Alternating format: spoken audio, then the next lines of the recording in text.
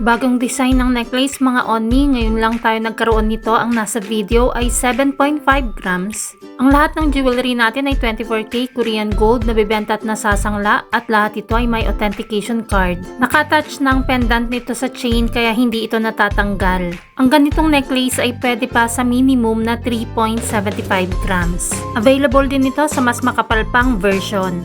Heto naman ang kanyang 18K Korean gold lock. Pwede mong isabit ang lock kahit saan mo gusto, ito ay adjustable.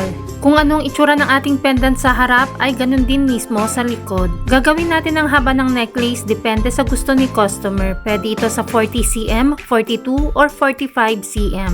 Ang rate ng gold ay nagbabago everyday kaya hindi natin nilalagay ang price sa video.